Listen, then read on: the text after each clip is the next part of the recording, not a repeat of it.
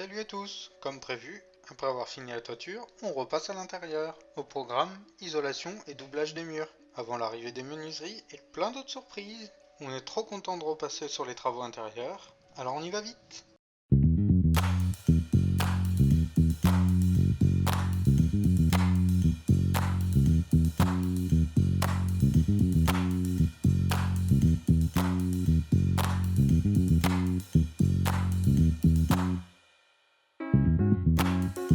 Lu, Li, lu, li, lu. li.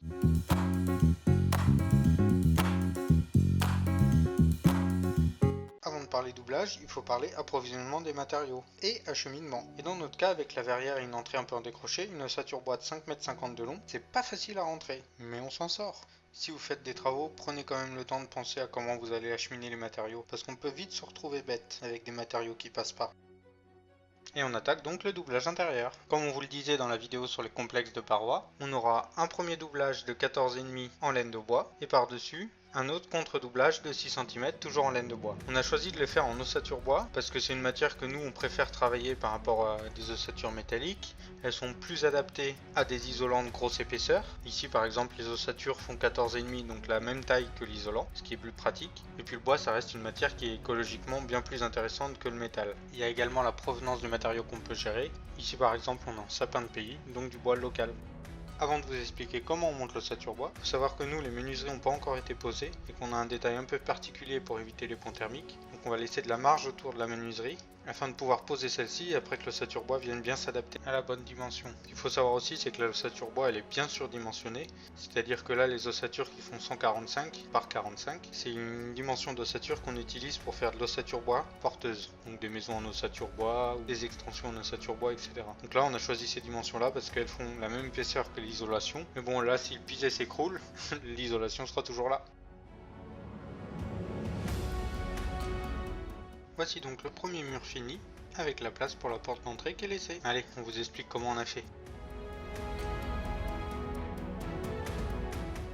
Dans un mur ossature bois classique, il y a 5 éléments importants. Nous, c'est pas un mur ossature bois porteur, donc le contreventement, qui est généralement fait avec des panneaux USB, il sera pas présent. Mais on a quand même la lisse basse, c'est une ossature bois qui est horizontale posée au sol.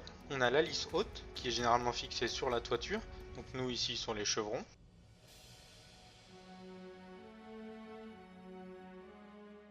On a toutes les ossatures verticales. Elles, généralement, elles sont tramées par rapport à la largeur des panneaux d'isolant. Pour l'anecdote, sur l'autre mur, on s'est trompé parce qu'on pensait que l'isolant faisait 60 et en fait il fait 57,5, donc on a dû redémonter et refixer toutes les ossatures bois verticales. Donc généralement on prend 1 ou 2 cm de moins par rapport à l'isolant pour que celui-ci soit un peu compressé entre les ossatures et qu'il tienne tout seul. Donc nous, pour un isolant de 57, on a pris 56.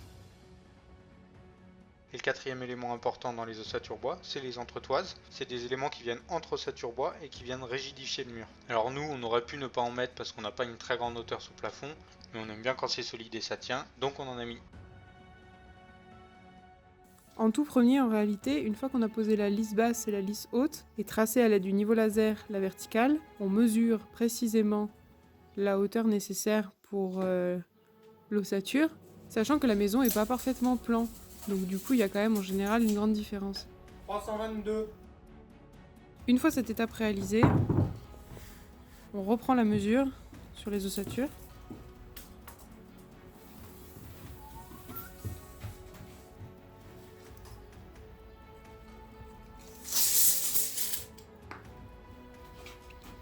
Puis, à l'aide de l'angle qu'on a déjà repéré, on trace.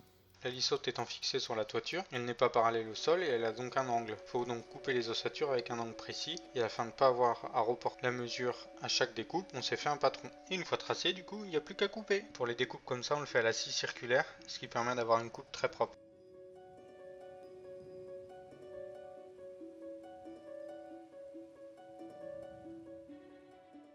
On présente l'ossature.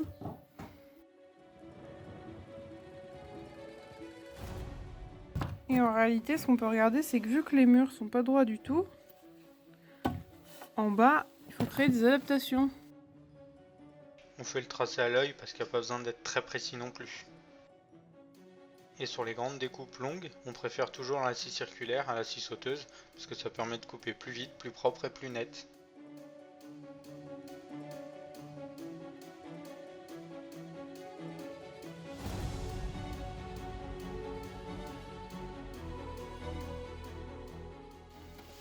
On remet en place une autre fois et en réalité ce qu'on constate c'est que certaines adaptations sont encore à faire, notamment en pied et à certains endroits.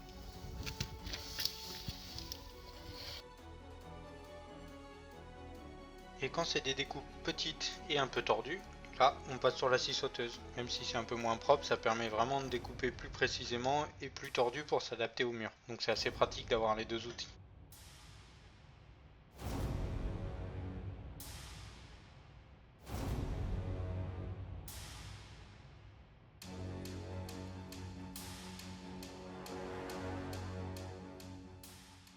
Une fois que le bois a été bien adapté et que du coup il rentre parfaitement entre la lisse haute et la lisse basse, parfois une petite explication de texte à la massette s'impose.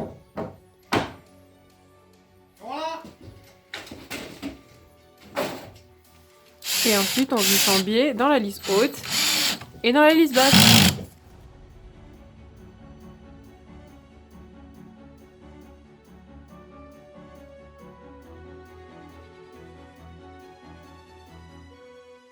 Plus attentifs auront remarqué que ce mur a été déjà fait dans les vidéos que vous venez de voir. Mais bon, on préférait vous expliquer comment on a fait avant de vous montrer ces images. Donc ici c'est le même principe, si ce n'est qu'au plafond, vu qu'on est dans le même sens que les chevrons et qu'on ne tombait pas sous un chevron pour la lisse haute, on a dû mettre des renforts pour fixer la lisse haute. Et après ça déroule, même principe, lisse haute, lisse basse, ossature verticale et entretoise.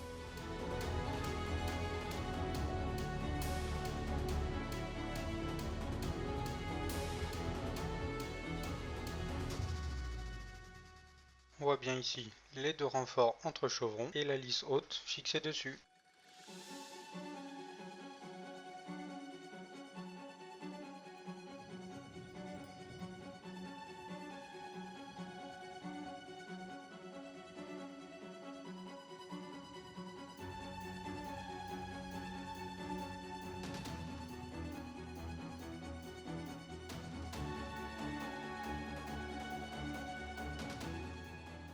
Et une fois l'ossature bois montée, on passe à l'isolation avec les panneaux de laine de bois.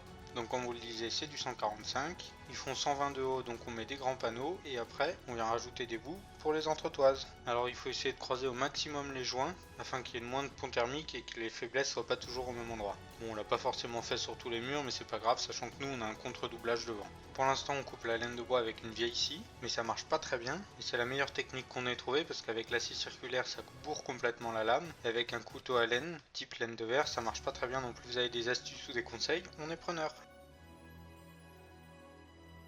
Quand les murs sont trop bombés comme ici, on vient mettre de la laine derrière les montants ossature bois et la future laine de 145 pour rattraper un peu le fruit du mur. Quand on a environ 3 ou 4 cm de plus derrière les montants. Ici on va plutôt utiliser de la Biofibre Trio. C'est un isolant qui est composé de laine de chanvre, laine de coton et laine de lin. Elle a l'avantage d'être plus souple que la laine de bois, donc même si elle fait 45, elle peut être un peu compressée pour passer dans des épaisseurs de 2 cm et demi, 3 cm. Donc c'est bien derrière les ossatures bois.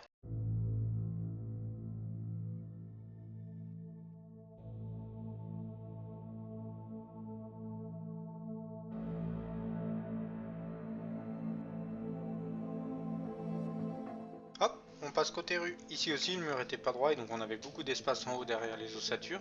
Donc on a recomblé avec de l'isolant derrière les ossatures avant de remettre le 145 entre les montants bois. Pourquoi ce complément d'isolant derrière quand on est trop épais? C'est pour éviter les grandes lames d'air. Une lame d'air c'est finalement un vide dans le mur. Alors quand une lame d'air fait moins de 2 cm d'épais, on considère souvent que c'est pas gênant parce que l'air est statique et donc elle joue le rôle d'isolant. Par contre quand une lame d'air est plus grande, on considère que l'air peut se mettre en mouvement et donc elle n'est plus considérée comme isolante. On a alors un pont thermique et des risques de condensation. On rentre pas dans les détails mais si ça vous intéresse on peut faire une vidéo plus détaillée sur le sujet.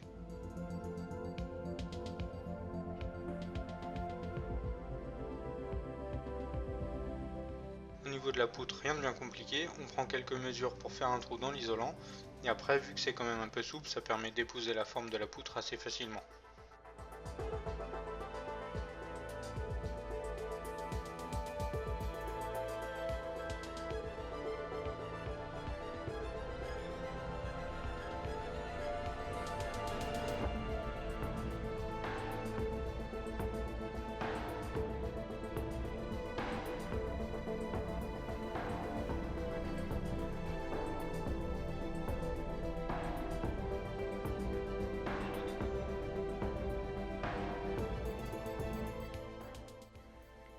Comme vous pouvez le constater, on avait vraiment des gros problèmes de verticalité des murs. En particulier, là, on est sur le pignon sud qui est côté rue.